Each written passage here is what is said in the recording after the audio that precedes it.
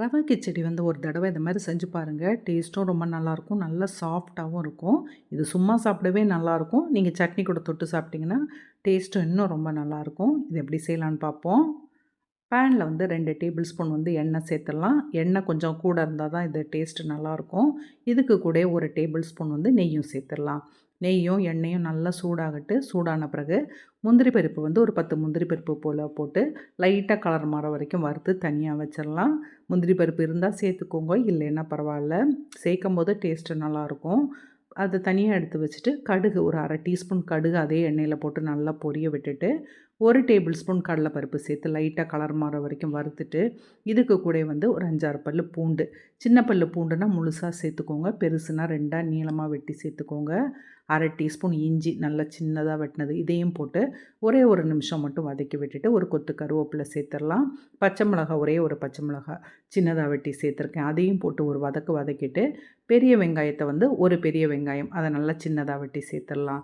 சேர்த்துட்டு பெரிய வெங்காயத்தையும் போட்டு ஒரு நிமிஷம் வதக்கினா போதும், ரொம்ப கலர் மாற வேண்டாம். இந்த டைமில் வந்து நம்ம காயை உங்களுக்கு என்ன வேணுமோ சேர்த்துக்கோங்க. நான் 3 பீன்ஸு அதை நல்லா சின்னதாக வெட்டி சேர்த்துருக்கேன்.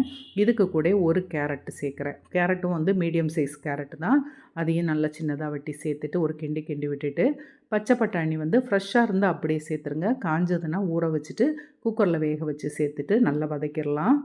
2 நிமிஷம் வந்து காயை நல்லா வதக்கிட்டு இதில் 1 கப்பு ரவை சேர்த்துடலாம். ரவை சேர்த்தோன்னா அடுப்பை வந்து லோ ஃப்ளேமில் வச்சுட்டு நல்லா ஒரு 2-3 நிமிஷம் அந்த ரவையும் போட்டு வறுத்துடலாம். ரவை நல்லா உதிரியாக வரணும், நல்லா வாசனையும் வர ஆரம்பிக்கும், அந்த அளவுக்கு வறுத்துக்கோங்க.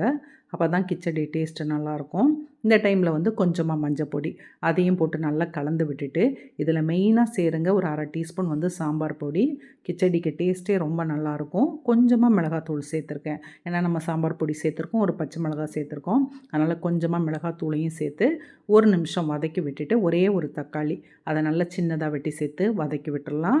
உப்பு வந்து தேவையான அளவு சேர்த்துடலாம். இப்போ தான் நம்ம உப்பு சேர்க்குறோம், தேவையான அளவு சேர்த்துட்டு இதில் வந்து தண்ணி வந்து நல்லா கொதிக்கிற தண்ணி தான் சேர்க்கணும், பச்சை தண்ணி சேர்க்கக்கூடாது.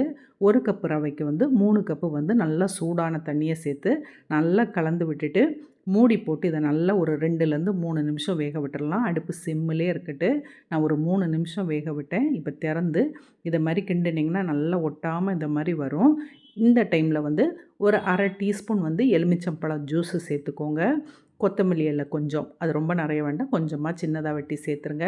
நம்ம வறுத்து வச்சுருந்தோம் பார்த்திங்களா முந்திரி பருப்பு, அதையும் சேர்த்து நல்லா கலந்து விட்டுட்டு திருப்பியும் 1 டேபிள் ஸ்பூன் நெய் சேருங்க. நெய் சேர்த்திங்கன்னா டேஸ்ட்டு நல்லாயிருக்கும். உங்களுக்கு வேண்டான்னா சேர்க்க வேண்டாம்.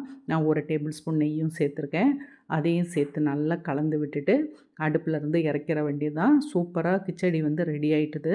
கிச்சடி வந்து இதை மாதிரி செஞ்சு பார்த்துட்டு எப்படி இருக்குன்னு கமெண்ட்டில் சொல்லுங்கள். வீடியோ பிடிச்சிருந்தால் லைக் பண்ணுங்கள், சப்ஸ்கிரைப் பண்ணுங்கள். அடுத்த வீடியோவில் புது ரெசிபியோடு பார்க்கலாம். தேங்க்யூ.